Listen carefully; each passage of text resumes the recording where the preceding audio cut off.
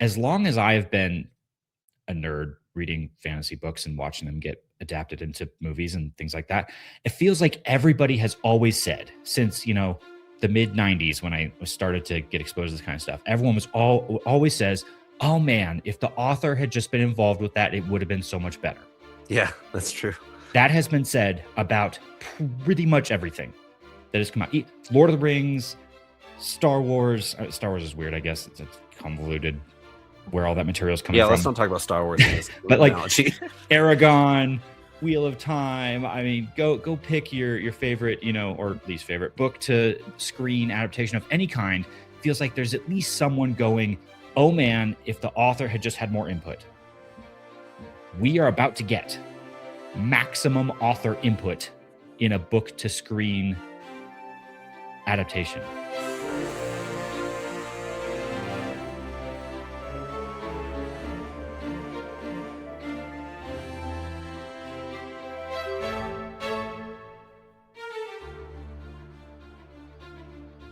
Welcome back to Following Note on a Stormlight podcast. This week is episode 295, and we are discussing everything we know about the Apple TV Plus deal that Brandon announced about 3 weeks ago as of the recording of this podcast, probably over a month by the time this comes out.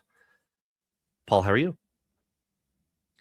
Doing fantastic. Obviously, like everybody, I am over the moon that we're getting to really talk about on-screen adaptations, not just hypothetical one day, but like the ball is begun to roll. So I'm really excited. I feel like I'm gonna learn a lot in this episode because I know some of the general information, but I feel like I'm here to learn this episode. Sounds good. Elliot, how are you? I'm doing great. I am cautiously nervous about stepping into the world of adaptations with Brandon's work, but I'm kind of with Paul. You can't not get a little giddy when a material, a story that you love, that you even like, gets announced as, a big blockbuster budget movie. Just the anticipation behind that is so huge. You can't not get excited, even if you're nervous. Definitely on the scale of nervous to excited. I'm probably right somewhere in the middle. I'm certainly excited, but also certainly nervous. Today we have Nate joining us. He joined us way back when. Was it the Warbreaker wrap-up, or was it the Elantris? No, you talked about Elantris. It was Warbreaker. Warbreaker wrap-up? Yeah. So that was probably near 5 years ago now, or maybe 4 years ago now. So, Nate, how are you? I'm good. I am very excited to talk about this. Long-time listener for second-time caller and all that nonsense. I was very excited when this hit the trades, as you would say in Hollywood, and I am very, very excited about the fact that it was Apple TV Plus, because they make good stuff. So I think he picked the best place that could have been picked. And I'm excited to talk about it. It's going to be great. I'm excited to hear about it. But before we really get into it, let me preface with this. I have never seen an Apple TV Plus show, period. I have not ever watched one. However, since the news has broken, I have listened to plenty of people inform me about Apple TV Plus shows, and everything I've heard is encouraging, just like you were saying, Nate. I'm going to take a quick 4 minutes here, put me on the clock, and I'm going to inform you guys of everything we know so far as of the recording of this podcast. Now, with the nature of news, this could have changed by the time this podcast came out, but what are you going to do about that? So, as of the release of this episode, the day the news broke, everybody was talking about a Hollywood Reporter article. And the Hollywood Reporter reported that Brandon got the deal of all deals. He went to Hollywood and talked to everybody in town. There was a bidding war, and then he chose Apple TV. And the line everybody's talking about in the Hollywood Reporter article is, quote, Brandon has received a level of control and veto power that not even J.K. Rowling or George R.R. Martin enjoy. I'm going to pause that and move to Brandon's post that he came out with hours after the news broke, maybe the day after. I don't remember. Here's the post in full from Brandon. Hey all, news has broken. Rather than post on all the threads, I figured I would do a new post here with some info and thoughts. In May, I flew to Hollywood to start looking for a new partner on the Cosmere. This is something I've done before, but this time it was different. I'd been off the market for many years working with Epic and my friends there. That means this was my first time being in Hollywood with my Cosmere rights since 2016. This time, I got to meet the real decision makers, not just producers or low-level executives, and this led to some really tough choices. I got the red carpet treatment and liked everyone I met. The decision to pick Apple was due to two factors. First, the level of approvals and control. Apple wants to be a true partner with me, and they feel that they really get what I want to do. Second, their track record. Apple does fewer things, but with higher quality than some other studios. I find virtually everything of theirs I watch is excellent and creator-driven. Join me for a live stream on Friday, probably 6 p.m. Mountain. I'll talk more then. But I will be writing the Mistborn screenplay myself over the next 5 months as my full-time work. Goal is for the theatrical Mistborn, then Stormlight show after. Focus on doing it carefully and right.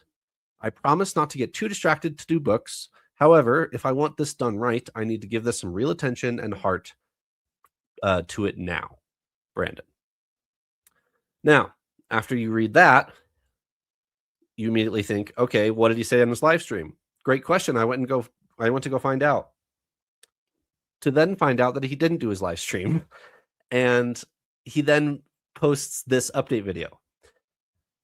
He canceled his live stream because the Writers Guild of America, or the WGA, went on strike the day he was going to do his live stream. And he didn't want to be talking about writing a screenplay for a movie when the Screenplays Guild of America was on strike. So the live stream will be coming, I assume, and may have already come out by the time this podcast releases. But that is the reason why he canceled his live stream. That is all the published info we have. There are a couple more details that I think Nate can bring up in a little bit here. But Paul, did you learn anything? You're here to learn. I did. A lot of this information was things that I knew, because that's like the headline everywhere has been Sanderson, Apple TV deal, all these things. And like all of you, I've also heard, I'm so glad that he chose Apple TV. What they make is so good. And I've heard some like names thrown out there of productions that they have. And like Trevor, I don't think I've seen any of them. I don't actually have like Apple TV, and I've never seen them. But now I feel very encouraged to go check them out. Insert Apple TV production here. Like, I want to go check it out. So I feel very motivated to see what the studio has produced so far, because I'm not super familiar with it. Maybe Nate has recommendations for us. But yeah, essentially I'm super excited. I'm probably, I mean, I don't want to say I'm the most excited, but anytime I hear an adaptation, like an on-screen adaptation, I am fully head over heels, like committed that I'm gonna love it. It's gonna be the best thing ever. I throw caution to the wind. I'm all on board. So I'm filled with nothing but excitement for this. However, I do understand that there are challenges that will be posed, bringing the Cosmere to screen, which I'm sure we'll talk about later on. But yeah, overall, super excited. I did hear his comment about the writing guild strike, and he's like, I'm a part of this now, so I'm going to go on strike too, So Yeah. it was a little comical the way he talked about it on his weekly update, I believe it was. Elliot, what's your brief synopsis on that information? It's not a lot of information, but it is enough to get us excited, I think. One of my biggest questions, which I think we know the answer based on what's in here. My first question is, okay, what does Apple TV have the rights to? Is it just Mistborn and Stormlight, or is it everything? It seems like it might be everything. I think it's everything. Well, that's the assumption that everybody's making, is that it specifically says Cosmere, Yeah. which by implication would mean anything with a Cosmere tag on it. So, And that to me seems like one of the biggest bits of news here, actually. The fact that he signed with them and went all in, everything, Yeah. all his books to Apple. That is crazy to me, because that could take decades, like many, many decades to go through all that content. And he's going all in on one producer, one publisher. What's the term here? Production studio is what Studio. Oh, Studio. yeah. Thank you. There we Yeah. go. All right, throw it to Nate. You are our investigative journalist that we have brought in for this news break. So, what do you have for us?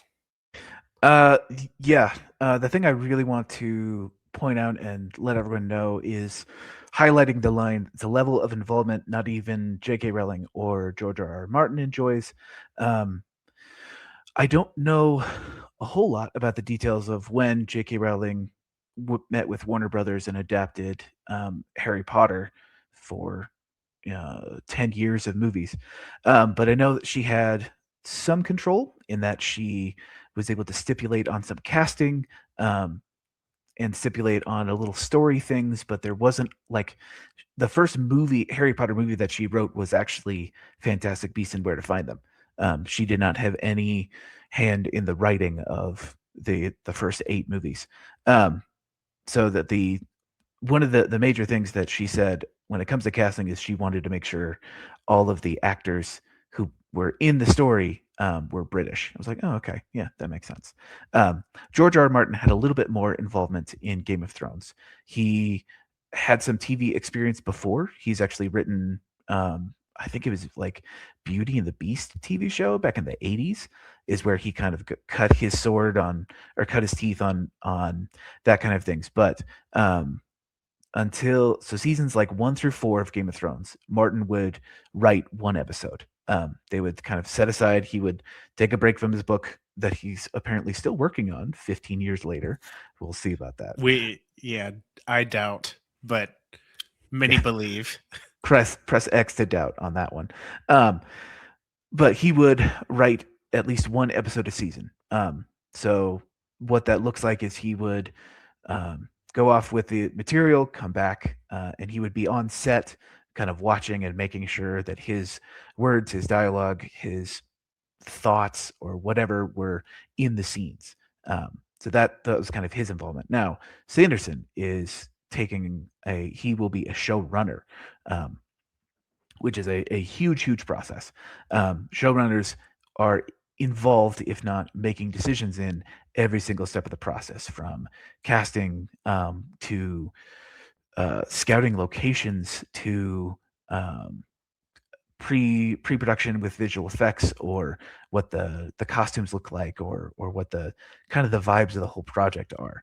I read somewhere else that he is looking for a co-showrunner, someone who kind of knows Hollywood, because he obviously doesn't. He knows the story, but he is going to have the end-all be-all word, as in, this is my vision and I want this shown up. So if it's good or not, that's all that we can ask for.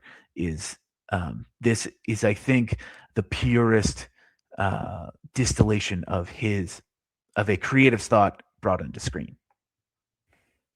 I'd like to hear each of you guys' thoughts on Brandon's massive hands-on involvement, because I feel like that has to be a good thing, but it also might be a bad thing because he doesn't make movies for a living, right? Like, that could be a bad thing. I'll talk first because I've been thinking about this.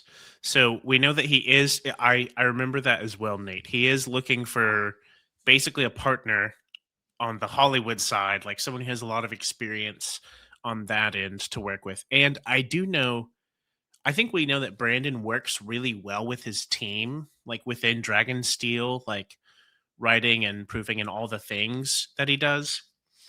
And so I feel like he will collaborate well with whoever he goes with, and that is a huge plus. But I have been questioning, he's a fantastic artist.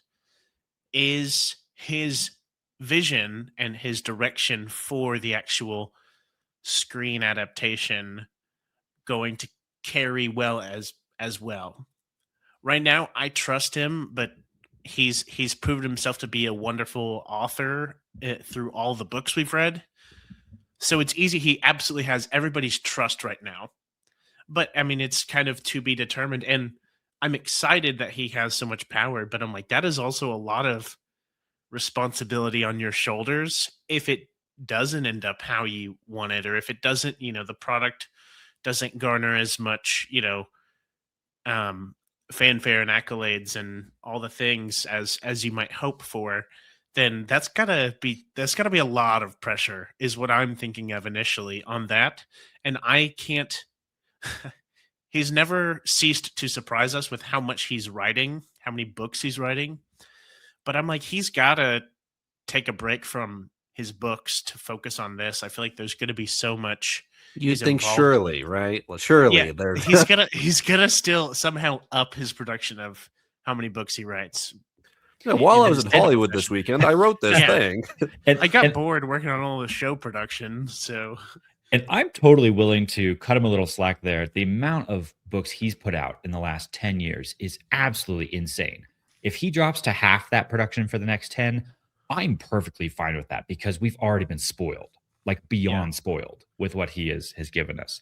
But on this whole vein of like his level of involvement and how's that going to work, I have a lot of faith in what Brandon can do.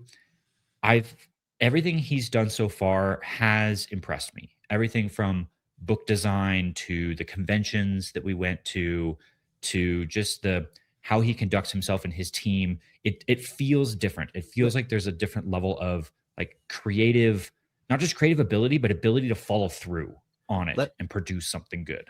Let me chime in there real quick. For anyone who hasn't been to a Dragonsteel, his team knows how to put on a show. Like, they know what's cool and what's lame, and they highlight what's cool and don't bother spending time on what's lame.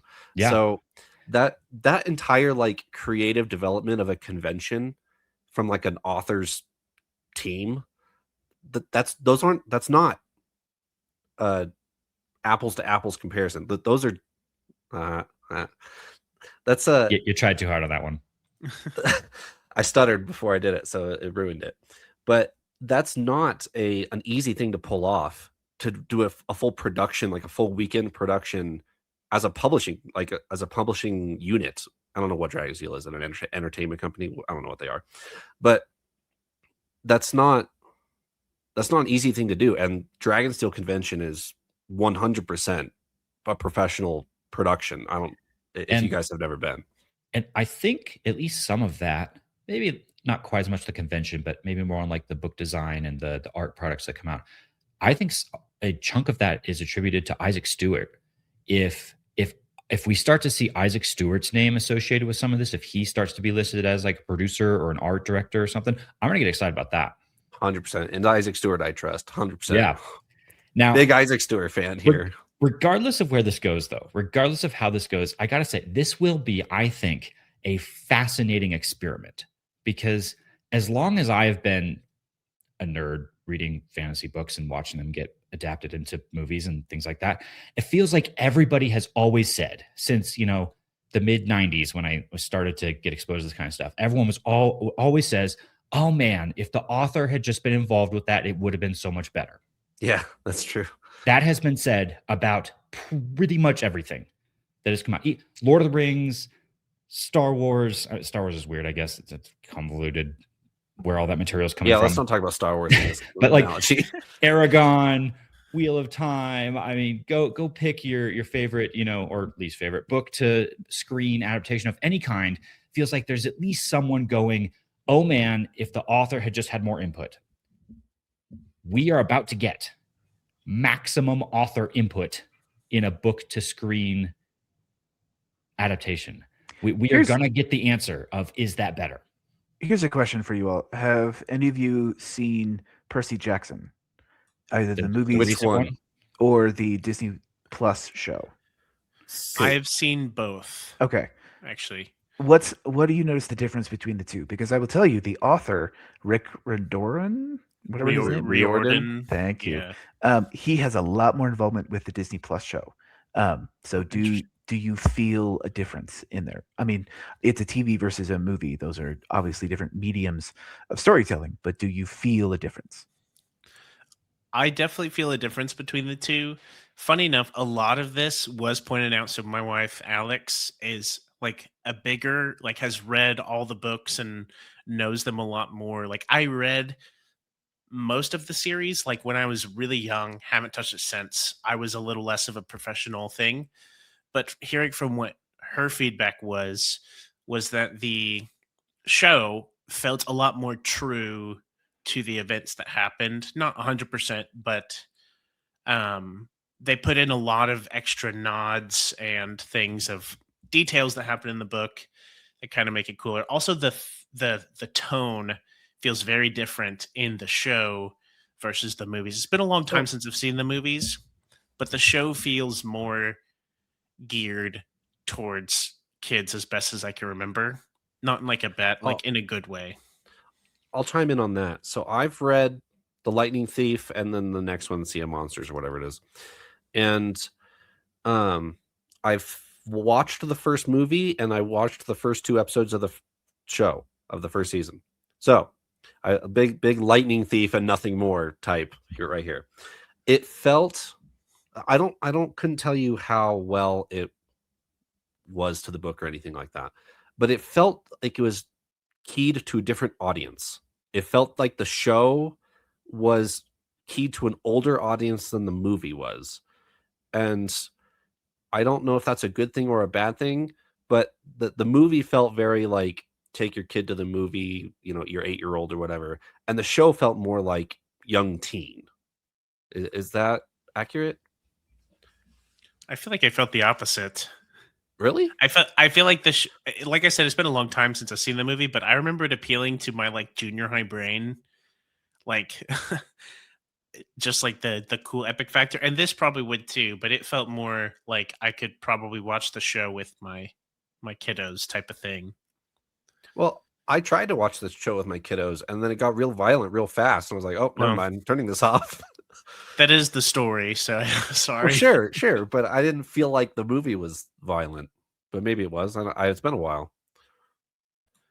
I'll defer back to Nate for the expert judgment on this. I actually haven't half-washed opinions. I haven't seen the show, so I'm that. But I just know from general scubbub that the author put kind of poo-pooed the movie and put a lot of his effort into the show. So that was a barometer of how we can judge what this looks like. So in theory, the same thing that's going to happen to Aragon, right? Like the Aragon movie. Chris Paolini? No, what's his name? Christopher Paolini. That's close enough. He really didn't like the movie, and now he has a deal with Disney Plus that's going to happen eventually, or something. That assuming that would have the same treatment as Percy Jackson. I'm curious for your guys' input on a thought I had. I don't know if this is a good thought or a bad thought. I was thinking about, with Sanderson being so at the helm of this showrunner, does that increase the odds of this show, of this whole deal lasting a long time and not get canceled? And I just asked that because I'm thinking of like Wheel of Time, the show that just came out. And that show, a lot of very divisive opinions about that. I actually fairly enjoyed it. There were things about it I didn't like. There were a lot of things about it I thought were pretty decent. But getting into Wheel of Time, that's a lot of material. Like a lot of material. And for me, it needed to go a very long way into that material for it to become something that was going to stand the test of time. And I think it might have been fairly easy for them to cancel that because the author, Robert Jordan, or whatever his real name was, I think it was a pen name, he is not alive anymore. So with the author of the Cosmere right there at the head of it all, does that, like, is there a little plot armor there? Let me answer this first real quick. I don't know if I'd go with the term plot armor. I think it's higher risk and higher reward. So here's what I mean by that. If Mistborn is successful and it's the dream adaptation everyone's hoping for, then they will adapt 30 movies or 30 pieces of media. They will. And if it doesn't, the Cosmere will never be adapted ever again. Because you have Brandon here. This is the recipe of how to do it. So if it's successful, then you go for the next 30 years. And if it's not, then the whole thing crashes and burns and it will never be picked up again. The real thing is going to be, and I would think this would be the case, if Mistborn the movie is in theaters and it makes a big splash in theaters.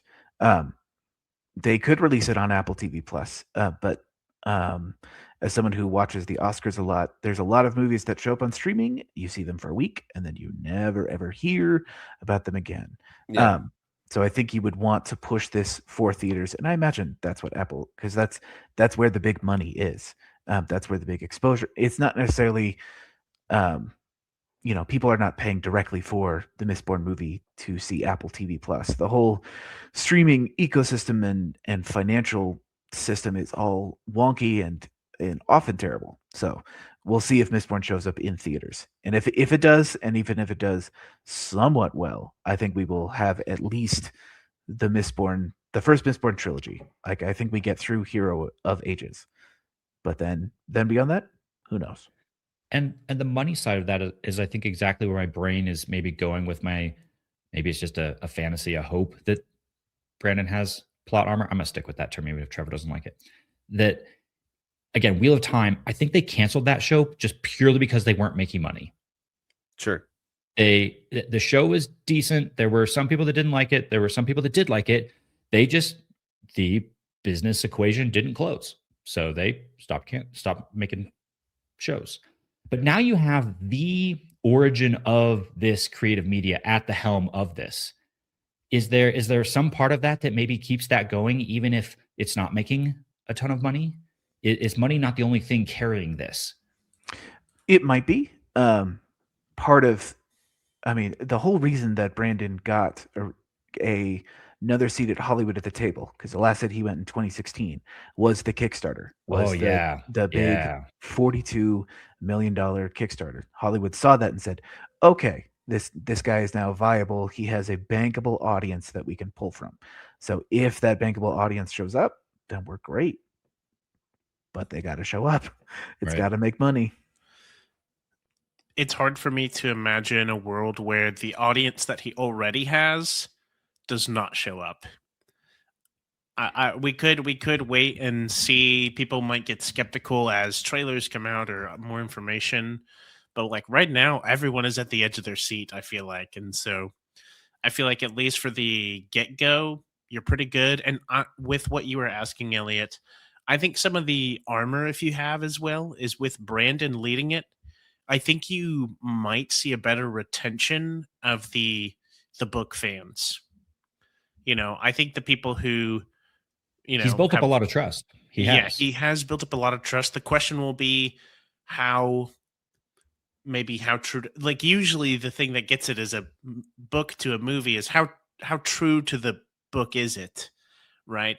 And I expect changes, as will usually be, just with changing mediums. But I imagine Brandon intends to keep very true to the canon story. And so I feel like there is a bit of, if you want to call it plot armor, there with Brandon leading it and just that giving it trust. I think if it comes out and they say Amazon Studios is doing this and Brandon is not that involved, I think that audience starts to dwindle. The faithful audience who's like absolutely going, like, but people are going to start to question, have more concerns, etc. Here's the problem, though. Here's the problem. And maybe I'm a pessimist for thinking this. If an adaptation crashes and burns, everybody loves to point fingers and complain and blame people.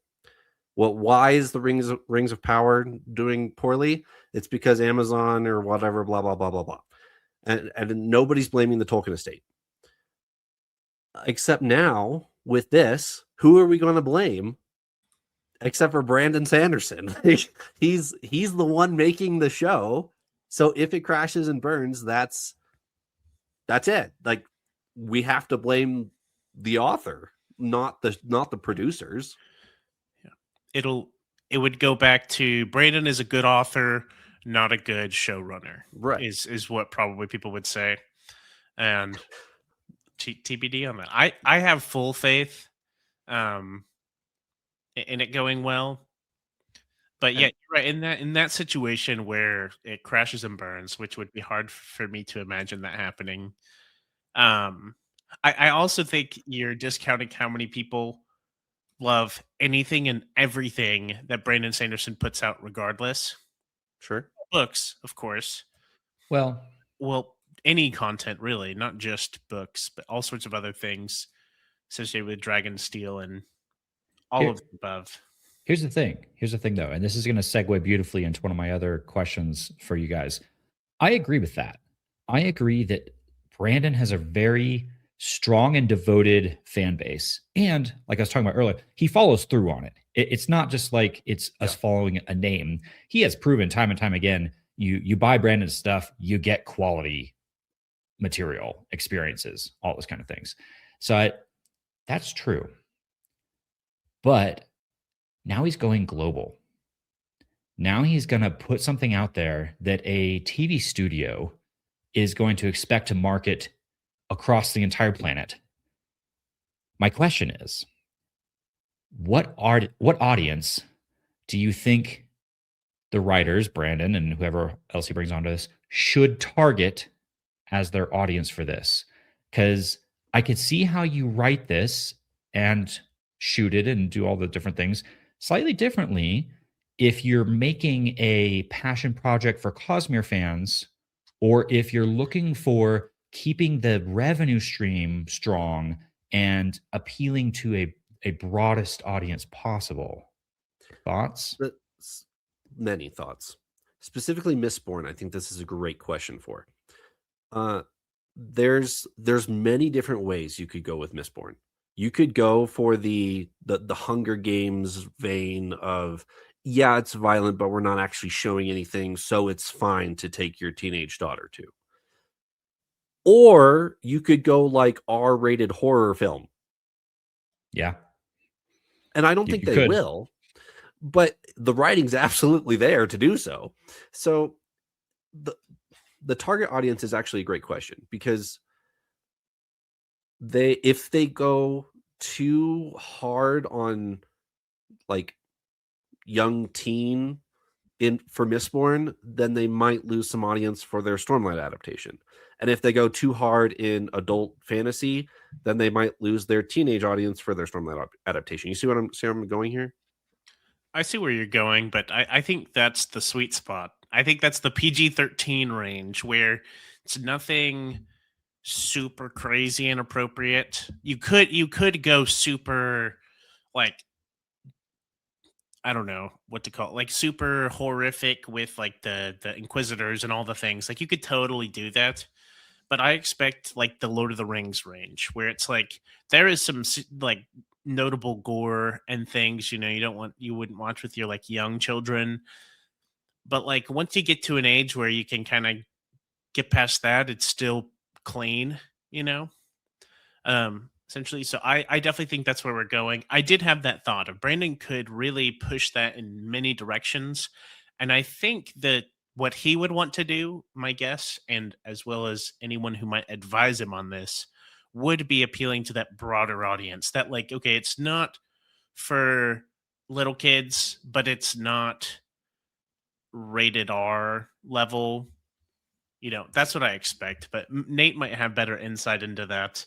But I figured he'd be casting the kind of wider, broader net And yeah, I do think it has the legs to stand as that like global phenomena, advertising. I think of like Dune as well. Like, not that many people have read Dune, but the movies were a huge hit. Like, I feel like Yeah. almost everyone I know watched the Dune movies, and I feel like we'd have a similar thing here where you have this big, probably bigger book fan nowadays. I would guess, but also tons of people who have never touched a Sanderson book, but are like, that looks like a fantastic, movie in the kind of the same category, that like larger action adventure fantasy realm. The Okay, this might take us into a different direction, but I want to pull on the Dune thread for a second here. I think everybody went to go see Dune not because it was Dune, but because of the names attached to Dune. So they went to go see it because of all of the top tier actors that were in it, and because it was Denis Villeneuve or whatever his name is, and everybody heard it was 3 hours. So everybody's like, okay, he's gonna do whatever he wants with a bunch of top name actors. I got to go see this. I don't know if that's the recipe they should go for with Cosmere. Maybe it should be. I don't know. The recipe you go for Cosmere is the Marvel Cinematic Universe, is the MCU. Blech. I mean, Blech. okay, not in the way you're thinking.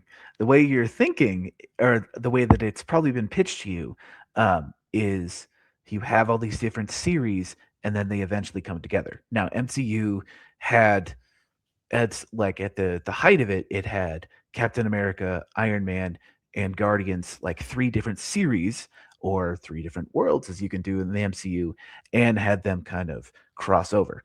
Now, Hoyd, I imagine, gets a bigger role in Mistborn 1. I think you have to show, like, it's not just he shows up in one scene and that's it. He might show up in the climax. He might do something so that when that actor shows up in Stormlight Archives, you go, oh, hey, what? Like he's the link. He's the thing that brings everyone together. And I think that's at least the pitch that you give is like, if you like this story, there's more stories in this vein, in this world, with cool magic happening over here. Yeah, I think I would agree with you that Dune was sold on its the talent that was involved. I mean, the pretty boy pulls, as I like to say. But I think it also, there is a hunger for a deeper, interesting sci-fi that I think was not being filled until Dune, where you had that balance of action and ideas. Um, I don't think of Mistborn as having big ideas. I think of Stormlight of having bigger ideas. So I think Mistborn is perfect for a movie. But as far as like digging into that, I think that, yeah, I don't know where I was going with that. Sorry. Yeah. But yeah, I think the MCU. That's how you, the tone of it, the just the general crowd pleasingness nature of that. I think that's what you do. The only reason we're poo-pooing the MCU is they're on their 40th movie, which is like, it was just oversaturation.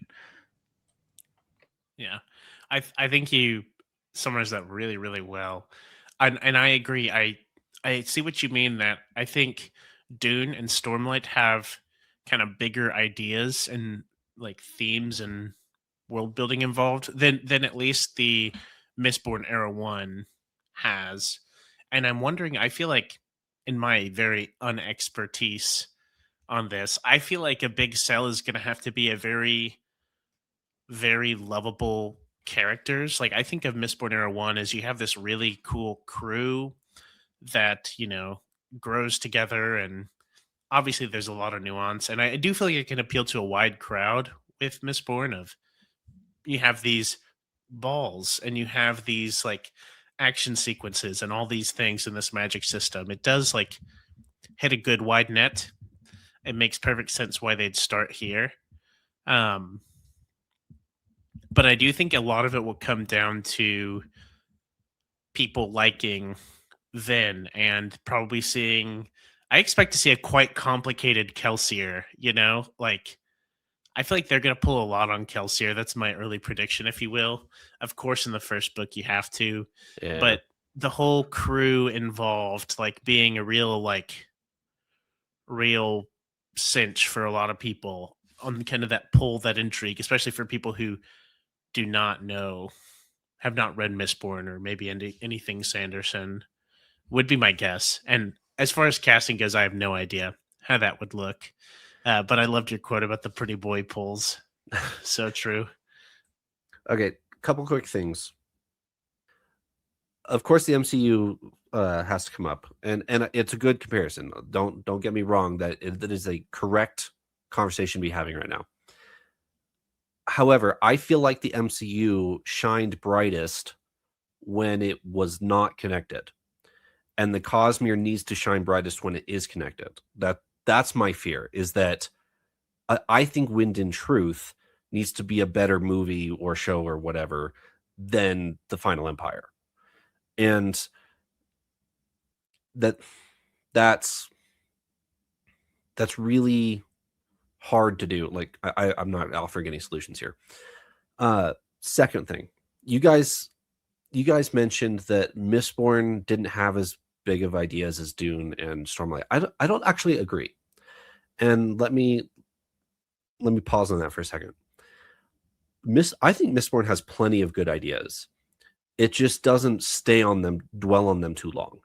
It's too concerned with keeping your attention that it moves faster than its ideas have time to develop. Because if you think about Mistborn retrospectively, it's about friendship and love and sacrifice, and like there's a lot of really good things in Mistborn. It just doesn't give it the page time that I feel like Brandon would if he wrote it today. So I actually have really high hopes for this Mistborn adaptation. And if the Brandon of today goes back and writes a screenplay, he gives Elend and Vin the page time they need. He gives Kelsier and Spook the mentor relationship that they have, just not on screen, right? Like there's a lot of stuff that comes to fruition in the Hero of Ages that is there in the Final Empire. It's just not, the time is not spent on it. So I actually think Mistborn has way more to give than the original 3 books give you. That's fair. I would agree with that. When I made that comment, it was more like thinking about the twist of like the humans are the original Voidbringers, and you have all of the stuff on Blaze. Spoilers. Yes, sorry. Listen, if you've listening and watching this, you've read it, and if you haven't, what are you doing? They exist. No, they're out there. They know. They should know. They should. I agree. There is not that much twist and turns with like upending the entire world from like a knowledge basis in Mistborn. Mistborn, the world is actually ending, and they have to solve that issue, which plays a lot better in a movie than it does in a TV show. Keeping that pitch for 6 or 9 hours, 6 or 7, or 9 hours of height is a lot easier to do than over 3 seasons of television if you were to stretch it into TV. Yeah, so I agree with you. I get it. Trevor, what you said is one of the things I'm most excited for. I do think that an on-screen adaptation can flesh out a lot of the beautiful things in Mistborn. I think it can flesh it out better with less time. I think actually physically seeing these relationships and physically seeing these events take place is going to make a whole other level of, connection between the characters. Like when I think of Lord of the Rings, whenever I read about like Frodo and Sam pushing each other towards Mount Doom, that's like impactful and great. But whenever you watch the movie and Sam picks up Frodo and carries him up those steps and all these things, like it just hits different emotionally, like actually seeing this kind of take place in front of you. And I think Mistborn is really going to shine in that regard. I think seeing that relationship between Ven and Elend, I think seeing that dynamic between the crew.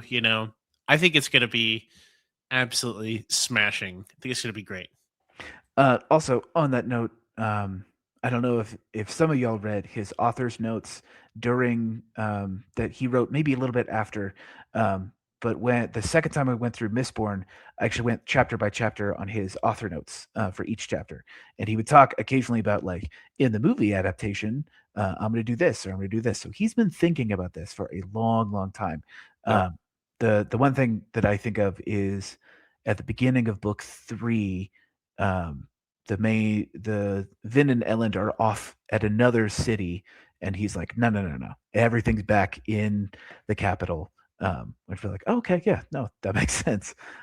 So he's been thinking about this for a while, and I think he will use that knowledge and that time wisely.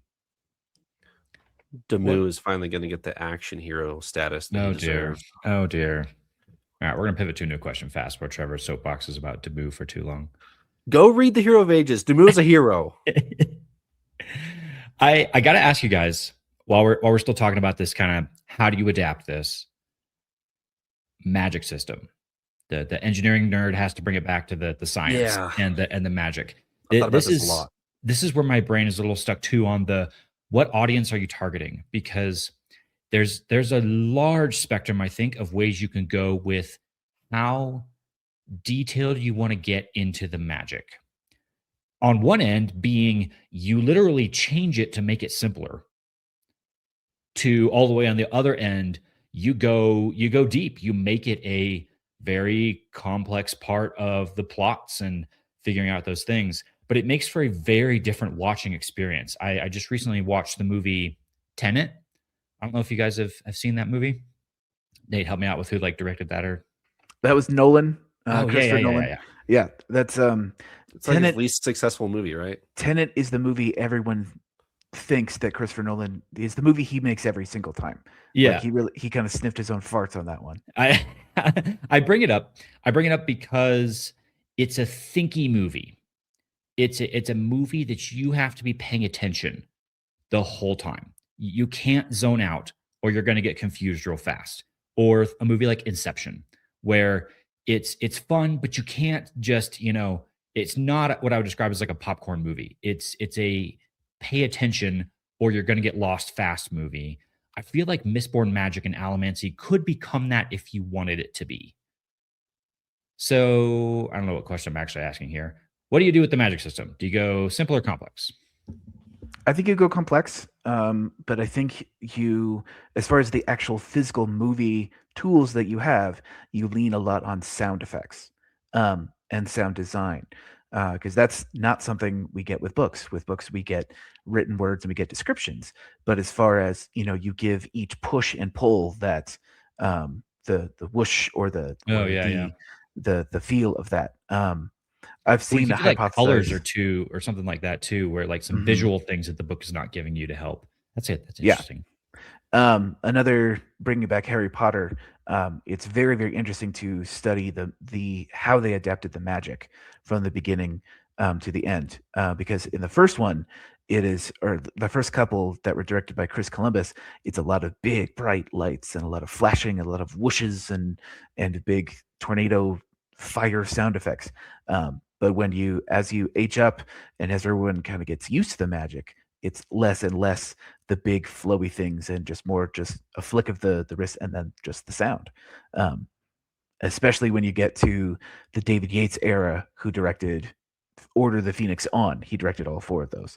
A lot of that magic was toned down, but you still got it because you've been living in this world for that long. So I think it's possible.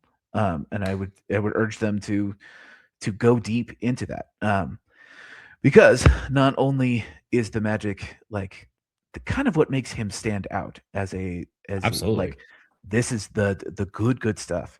He also has cleverly, I guess you can't ignore the heavy magic because he wrote it into the story. Think about the big twist of Vin and her copper earring. Like if you go simple magic, that's not going to make sense to anybody. So I think you kind of have to dig in.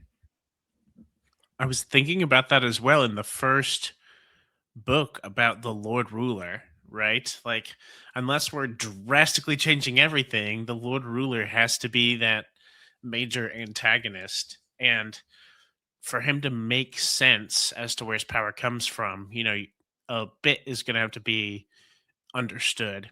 My initial thought, I'm actually changing it as we go. My initial thought was I think you can explain allomancy and kind of leave the ferrochemy hemalurgy a little bit soft until later on, and you have more time to develop that. But some of it is going to have to be understood. If at least anything, it's like, okay, metal is what gives you the power, and having it like having these these copper mines or whatever, or obviously the hemalurgic spikes are going to be a big deal. Like, I'm thinking like a lot of, soft movie magic, like, it'll be like, they have a power, but I think the question will be how deliberate are they on, like, these are the 16 and here's every single one and things like that. I do want them to go all the way with it, but yeah, I don't know exactly how all of that looks. I'm really glad you said that about sound design. I'm now thinking through like every like magic system ever with sound as like a tool is really cool. But I definitely see the Mistborn, I think, lends itself pretty well to this, in my opinion, because at the start of the book, you're basically introed like, here's the rules, here's the rules we're working with allomancy. And I think with that description, without even hardly touching hemalurgy and the other one I just mentioned, ferrochemy, I feel like you have a successful movie. There's going to be some rules and questions with the Lord Ruler, like I said, but I think it can work pretty well. But that's got to be one of the hardest challenges for them to set up. Here's what I'm afraid of, though. I want them to go as deep in the magic as they possibly can, because I agree with Nate. It is one of Sanderson's big strengths and one of the most interesting things, I think, about the Cosmere as a whole. Again, think if we're adapting this whole thing, if you can get your movie audience to key into, oh, every new story has a cool, clever magic to it. If you get people looking for that could be your hook that keeps people going for a while. But I worry a little bit based on what Trevor was talking about a few minutes ago of the beauty of the Cosmere is if you can bring all the threads together at the end and make that mind-blowing later Cosmere works where things start to all come together. We've said it a million times on this podcast. Brandon is the king of payoff. We know he's going to be good at that. But we've asked this question of the books before. I think it's going to be even more relevant in the movies. How far can you stretch your audience's patience? If we've got to go 10 movies in before we're really going to be able to do something with that key knowledge, are people going to burn out like we see with the MCU? And MCU is great. You just kind of got bored of it eventually. And that's where I got to was, hey, these movies are great. I haven't even seen the last like 4 Marvel movies just because they kind of all turned out to be a bit of the same. And it was 4. good. I was going to say like 15. Like, yeah, I don't even know how many at this point. But I worry about maybe if we go deep in the magic, are we going to lose some people along the way? I don't think we will, because I think even with the connection of the magic to the story, as long as you understand the magic enough to understand the story, I think you're good. I think these stories are so primal and so connected to the characters and connected to kind of human emotion and human feelings. I think it'll be fine. Just put I think bring it back to the MCU, Thanos in Infinity War. If you actually look, every time that he uses the gauntlet, especially in the fight on Titan, whatever stone he's using lights up on his gauntlet.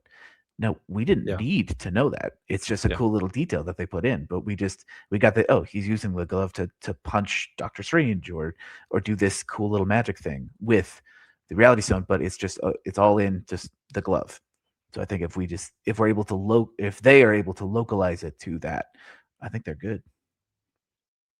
I think if they roughly follow the blueprints of the book of the Final Empire is the Allomancy book. The next one that I never remember the name of. Well of Ascension. That one. The Well of Ascension is the Feruchemy book, and Hero of Ages is the Hemalurgy book. I feel like that's fine to... Your audience doesn't need to know the science behind Hemalurgy on the first movie. They just need to know, yeah, Inquisitors are creepy and scary, and you don't want to mess with them. And then later, once you figure out what happened to Marsh, then you can go into what exactly Hemalurgy is. I'm less concerned with the magic systems and more interested in the characters really popping off the screen like Brandon's characters do on his page. Like, to me, world building and magic systems and all of that really comes second to the characters really feeling alive. I wouldn't have gotten as far in the Cosmere had it not been for his characters. And I think that's more important than whatever you do with the magic system, in my opinion. I think you're onto something there. And I think that's the one thing I have the most faith in that they're going to be able to pull off. Brandon knows how to do that well. And you get some decent writers and some good actors, and that will happen. Sure. I have faith in that. Would you like to hear a bit of a hot take I have going forward? Always. So, Trevor and Elliot, y'all were talking a lot about the payoff at the end of Wind and Truth and all the crossover payoff. I am not wanting, nor do I think it's, at least initially, in the best interest to pay much attention to crossover, to the cameos, the Easter eggs, and things like that, because we're definitely getting Stormlight before we're getting Warbreaker, but you're going to have Vasher and Zyle and things like that, and I think that is going to be way too hard to do to really try to get that crossover, and you are going to need Marvel Cinematic Universe amount of content out there to get those points across for all the things. And I think that's the first thing to get cut as you look at an on-screen adaptation is Zyle is just an ancient sword master. If there is one to keep, I'd love to have Vasher, of course. But like a lot of the Mistborn crossover, like later in Stormlight, I don't think carries near as much weight other than Kelsier, which is going to be an easier one to crossover. Yeah. All the little like Felt and these other people, I'm like, I think you can get rid of all that because that's going to be too odd, too complex, etc. Super fast, let me interject because I've thought of this. I think there's really easy ways to do that where your casual audience misses it completely and your nerdy audience like us is super excited that we notice. Exactly. Dude walks by in the back of the scene and it is that same actor from Mistborn and no one out there cares. But those of us that are looking for Felt to show up, that are looking for Demu to maybe in that scene, we're watching and there he is. There he is. I will love to see how they do the prologue of the Stormlight Archive and how they shoot it. Because we read that scene 5 different times from 5 different ways. Yeah. So how do you start that scene and what do you put in the background if you know, but if you don't, then it's just extras in the back. Like that is the perfect opportunity to do that type of thing where this extra in the back is secretly a main character and you never saw it. That is fair, and that is something that I'm pretty excited about. But at least for some of the major things that might be more story impactful, which there's not much except for Kelsier, at least in the 2 that we're talking about, Mistborn Era 1 Kelsier and Nightblood. Stormlight. I think you hit on it with Warbreaker. I think Nightblood is huge. Yeah. That will maybe be the biggest test of the crossover ability of what their larger project is going to do is when they try to work in Warbreaker. Because no matter which way you do that, if Warbreaker first, Stormlight first, You're going to be entering into whatever one you do second with characters your audience already knows now. Warbreaker is definitely a maybe after the trilogy of Mistborn, because I think he's talked about like Stormlight TV, Mistborn movie, starting with Mistborn, and then hopefully once Mistborn's ball is rolling, then you work on Stormlight. I think Warbreaker, I think Tress, I think any and all of those are going to be way down the road. Like maybe even not till they adapt Wind and Truth, or if they're looking for more movies, you pull from his shorter things while you keep the Stormlight TV show running. Yeah. I'm actually curious, as far as the crossover goes, how much Elantris you put in the Stormlight archive, because if you stop and look, there's actually a decent amount of Elantris magic in the Stormlight archive, and it's just never explained. Like you get the Palantir globe guy in Oathbringer that tells Sion. Kaladin about Dalinar being in trouble. Oh, that guy. You remember that guy? He's from Yeah. Elantris. Yeah. He's at the lighthouse, right? Yeah, Mhm. Rhino or whatever his name is. Yeah. And he lets Kaladin look into his Galadriel mirror, and his Galadriel mirror says, "Go to Thalen City, Dalinar's in trouble." And they never explain that. And so I'm just really curious how much of that type of stuff is going to be in Stormlight and Mistborn, or Hoyd's involvement in Mistborn. Do you increase that because you know what you want to do, or do you leave it there subtle, and if you see the actor, you see the actor, and that's fine? I almost think a drastic thing would be to put Hoyd on the team, on the heist team in some way. But I almost think you have to do that. You could smush a couple things together to make that adaptation better, and you could also say, maybe he's not on the team overall, but he definitely should be seen more than once, just in one scene. I'd probably make Hoyd more Hoyd-like and put him like in the ballroom, like teasing Vin in the ballroom or something like that. And I don't know if I'd put Hoyd on the team. The question I had the last time I was reading through Mistborn, because if your audience didn't know, I'm a theater teacher, so my job is to adapt things. So it's in my adaptation brain, it's like, okay, how many ballroom scenes do you have? And this was before I knew that Sanderson was going to write it himself. I was like, there's a world where you have 2 ballrooms and 2 ballroom scenes. That's it. You have like the first one, and then maybe a montage of them, and then you have the last one. So they could do that and just have Hoyd kind of float through the ballroom, which would be fun. I have a very important fan casting question to ask you guys about Mistborn. Ready? Shoot. In the Well of Ascension, or maybe it's the Hero of Ages, in one of them, Hero of Ages. In the Hero of Ages, you have a very important character called Slow Swift, who is supposed to be the embodiment of Tolkien in the Cosmere universe. Who are you getting to play Tolkien in Brandon Sanderson's Cosmere? Trevor, I'm so glad you asked this, because I was literally thinking to myself, like silently, of like, yeah, what if they put someone in as Tolkien? I have an answer, but go ahead, Paul. As far as an answer, I haven't thought about this at all. I don't know. Ian McKellen or something. That's what I was gonna say. I was gonna say Ian McKellen. That'd be so funny. Better start shooting now. Yeah, exactly. Yeah, that's true. As when it comes to fan casting, this comes with a little bit of history as well. Henry Cavill, famous nerd, has called in. It was like, I think from Brandon's side, we heard about this where he picked up the phone with Brandon Sanderson, and Henry Cavill said, "I can't play Kaladin, can I?" And Sanderson says, "No, you're a little too old, and you're a little not Asian enough." But my fan casting would be Henry Cavill for the Lord Ruler.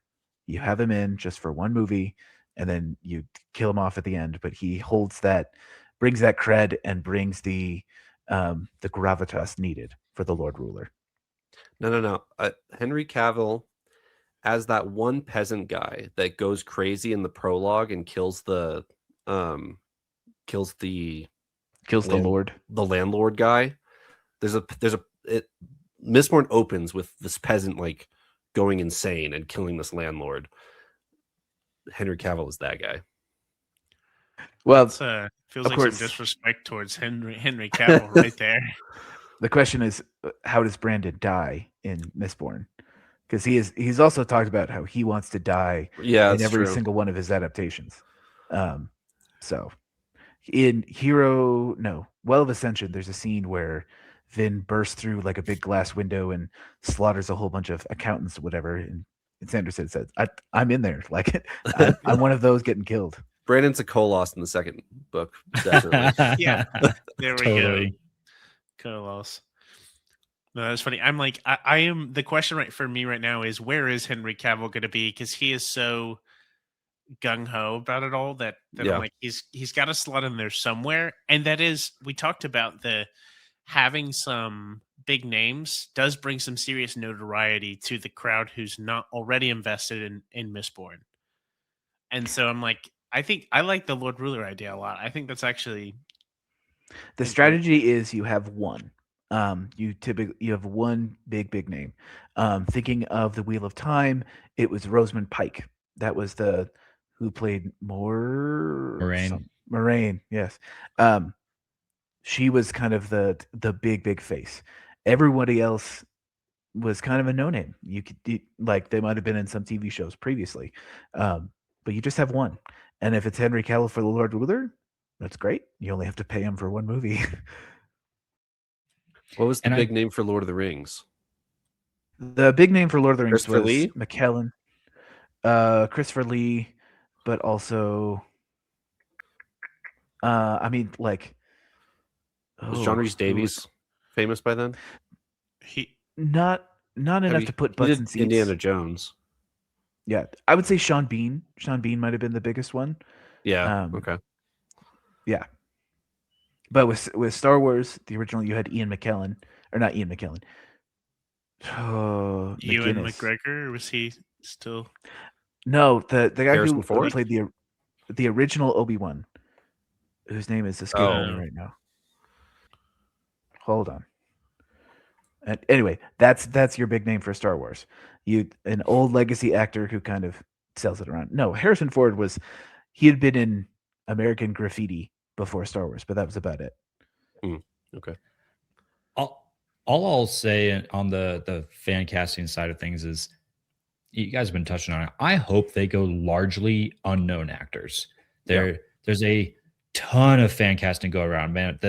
The week after the announcement went, my social media feeds were nothing but fan casting for as far as I could scroll, and it was a little nauseating. I don't think a star-studded cast is going to be the vibe I think we need for the Cosmere. Everybody's out there casting, 20 different A-list actors, all the hottest names in, Hollywood right now across all the characters of the book. And I'm just looking at that going, I don't want to watch that movie. Yeah, Oscar Isaac is playing like 20 roles if people had their way. By the way, sorry, go ahead. Before I get my nerd cred destroyed, Alec Guinness was the original Obi-Wan. Yeah. Oh, yeah. I had to look it up on Google, but there you go. Okay, continue with your point. Yeah. You want no-name actors.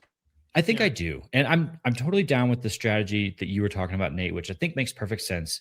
Get a few stars, a few big names that people recognize to draw in, some of that audience for sure. But I think it will honestly distract from the content that I'm hoping to see here if we're drawn to just, which big name actor is playing which role. I want to see a bunch of people I've never seen before. I would love to see a whole cast of brand new names. I agree with you, but counterpoint, Dune did it really well. Yes. But Dune is also 1, maybe 2, maybe 3 movies. Those big name people are not going to get locked up for a long time unless you're Robert Downey Jr., who's getting paid $50 million a movie now to come back and play Dr. Doom. So Apple has money, not that much money. Dune is also not like character-driven story, quite like I think we're hoping this is going to become. Dune is very much on, to like use Nate's metaphor earlier, like the idea side of things. It is big ideas, it is big action, it is big performances. I think we can get a more personal vibe out of maybe less star castings. I like the context that you mentioned about Lord of the Rings, right? So much of that cast, that was their breakout. Like, Yeah. you know, Elijah Wood is synonymous with Frodo Baggins. Like, like, and a lot of these people are, a lot of the actors in that cast. Elijah Wood was also 19 when he was playing Frodo. Yes, which is exactly. Exactly. It was like the thing for them, and what has really driven their whole career. All of them have had careers outside of it, of course, but that's like the role, and that's what I would like ideally from this. Is you do have your Ian McKellen equivalents, like Sean Bean, like some of these big names. Bring in Henry Cavill, bring in one or two other like notable people if there's a well fit role, but a lot of it, like whoever they have as Vin and Elend, like they go on to be known as Vin and like that's the actor who played Vin, and that's the actress who played Vin, and that's the actor who played Elend, like that type of thing, which I don't know how that works, but I'm like, I know that there's many, very talented actors out there that will get to, essentially vie for that. But that's kind of the level I'm thinking of. People in our circle that I've seen have been talking about this as like, there was Star Wars, then there was Lord of the Rings and Harry Potter, and this is like the next major fantasy thing. Game of Thrones would fit. Yes. Yeah. Lord of the Rings, Game of Thrones does. Game of Thrones. Yeah. There we go. And everyone's been looking for the next Game of Thrones. I mean, that's why. Yeah. I hated those news articles that said the next big Game of Thrones is here, and I'm like, don't say that. Like, I mean, that's Game how of you. Thrones how dare was you slander? the thing. That's how Yeah, you get I people to click know. on the article. I Yeah, know. yeah. Clickbait. Yeah. My No, yeah, feelings it were was hurt though. such a thing, and if this goes and delivers and does not let fans down at the end, then they've done it. They've secured their names in history. To go to a question that I might be able to answer if we are wrapping up. I don't know. How long do you guys talk on these? Because this is we're Too long. we're talking for a hot second. You can go ahead and begin wrapping us up. That's fine. Okay. Is now that we've talked about our hopes and desires for what we see, when are we going to see any of this? Hey, Nate, when are we going to see all this? The question to that is not for a hot second. We're talking the earliest I could see anything would be summer 2029. If they get their butts in order, it would be, well, let's see. He said he is working on the script this year for the next 5 months. So that's June of when you get the script. Typically pre-production starts with the script, but they're also, I mean, he knows the books, or the books have been out there. They can start working on pre-production, but a pre-production for a production of this size is going to last you 9 months to a year. Then you start shooting, probably another 6 months of, well, probably 4 months of shooting. Production is the most expensive bit of it, because you have to pay 200 people however many dollars for every second that is on set. Can we pause that real quick? What are the odds they shoot all three at the same time, Lord of the Rings style? Low. I think you could have the scripts, but I think it will be as far as a gap, I'm envisioning 2-year gaps between each film. I could be proven wrong, and it could be 1 year. But I could imagine they produce, see how this goes, and then spin it back up again. The days of putting out a Harry Potter level movie every year, I believe, are gone. I think the quickest you can turn stuff around is 2 years. The nice thing about if they put the more, I mean, it's the same reason why he's writing Ghost Blood era right now. The more pre-production work we put in at the top right now, the more it's going to pay off, and the easier things are going to come out later, and the more consistent things are going to come out later. Production is going to take you 4 months to 6 months, and then post production another 4 to 6 months, if not year. I imagine this is going to be. I don't see the tone of this being a summer movie. I see this being an October release, maybe even a November release, somewhere in that where they like, or you could do March, where they put a lot of the Hunger Games movies. Those came out in March, or they came out in November. That's kind of your ballpark. So I would say March or November 2029 for that first movie.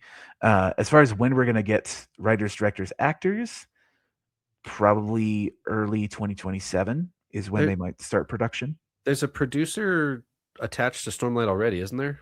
Yes, Teresa Kang, who adapted Pachinko. Speaking of Apple TV Plus, which I read the book and I watched the first episode, and it was not 1-to-1, but the soul of the piece was there. So she's not one of those producers that just wants to cash in. She understands and takes their time, and they're on season 2 of that, and I think they are stretching out that story of one. If you haven't heard it, Pachinko tells the story of a Korean family from like World War II to about 1990, and just follows a kind of generational tale. And they are kind of taking their time and making sure that everything is seated and looks nice. So I have faith in Teresa Kang. But to answer our question, when are we seeing these? Not for a hot second. It's going to be 2 or 3 years. When do we get names attached to the projects? When do you think that would come out? You're going to get names attached when production starts. Otherwise, people are going to be, what's this person doing? What's this person doing? So I think if they are serious about it, and if we go final approvals and production following Brandon's guide to adaptation, if all of that strikes by the end of the year, we'll get some kind of thing. I think by January of next year, we should have an idea of who's going to play Vin and Ellen and Kelsier and Lord Ruler. Okay. It's been a little while since I've given a big prediction on this podcast, but I feel one coming on right now. I'm feeling the vibes. I've nailed a few predictions back in the day on this podcast. I think I've got another. You heard it here first. Mistborn Era 1 first movie will release December 2031. Okay. You can come back in 5 years and see how right I am. Thank you, Are we Elliot. doing Price is Right rules? I'm going to go with January 2032. Of course you would. And the reason I say that is I think Brandon's smart. We've said it already. How this whole mega TV movie empire starts is going to be really important. And I think he knows that. I think he knows that. For sure. I think they could put out a movie sooner. I think they intentionally won't. I think, or maybe just hope, that they're going to take their time and make sure that they do this first movie as best they can. I think Brandon knows that he's not super experienced in the movie realm. And so I think he knows he's going to need some time to learn it. He's going to need to get input from other people. I think they're going to hype it up to keep us interested, but kind of at like the same time, slow roll this a little bit, which is why I think we're still 5 years away, probably more than really. I think the odds, I agree with you, Elliot. And because of that, I think the odds that they actually shoot all three together are higher. I think they may have a full pre-production for all three before they start producing. So I think that the odds that they actually shoot all three together, at least the 80% that aren't pickups all together, is actually fairly high. Ooh, what's the odds that we get 50 plus hours of behind the scenes documentary of them? Yes. doing Okay, all of Brandon, if you're listening, we need From a Lord of the Rings nerd, please, we please. need theatrical edition, and then 10 months later we need the extended to feed into the next movie, and then we need the 12 hours of behind the scenes. And don't pre-release them like they did in The Hobbit, because that was kind of lame. You need to keep it till after the movie. Yeah, got it. One thing I looked up was House of the Dragon, the sequel HBO TV series. It was announced, and went straight to series, as in they didn't have to film a pilot or anything, which is where Stormlight would be. It was announced in October 2019 and did not come to series until August of 2022. So almost 3 years. So I could see us. He also, if he's smart, releases times a release of either a Mistborn or a Stormlight to when the movie comes out, and just so you have, if you really like Stormlight, here it is, and then you get the nice little sticker that everyone hates, like show on Apple TV Plus. Come look at this series. Yeah. So get ready for that. Buy all of your Stormlight books without that sticker for now. Yeah. I was gonna say, yeah, you're gonna get the version of the book, the Stormlight book, that's just the movie cut, like the theatrical edition. cover. Yeah. Yes, that's what you're gonna get. My Lord of the Rings on Audible has the Rings of Power little stamp on it, and it's not that I hate Rings of Power. Let me be clear. I'm not a Rings of Power hater, but it's certainly not what I'm thinking of when I'm listening to the Lord of the Rings. Well, that happens because Audible is owned by Amazon, and who Yes. produces Rings of Power? Amazon. Yes. All right. Any closing thoughts on anything we've discussed, Paul? Nothing else other than I'm really looking forward to it, and I'm excited for Danny DeVito to star in some role. Yeah, Danny DeVito as Tolkien in the Cosmere. Yes, yeah. Danny DeVito is old, y'all. He is going to die soon. He's gonna make a great Elend. He's ready. Elliot, any closing thoughts? Not too much that we haven't already said. I'm cautiously optimistic. I'm excited for this. Slightly terrified that a story book series I love is about to get ruined, but the author of that story is at the helm of the ship. Surely this can't go wrong. Surely. I'm excited. Nate, thanks for joining us. Any closing thoughts? The one thought I will close is thinking back. I don't think we answered why Apple was such a good choice, and it comes back to Elliot predicting we're not going to see anything for 5 years. Typically, a production studio will option something or adapt something to make money. Apple doesn't need money. Apple is purely just having Apple TV Plus for a prestige, just to have something cool and build a brand. So I think, 4 or 5 years, they are not going to rush this. I think they are going to take their time, and I think it's going to be great. And I'm very, very excited.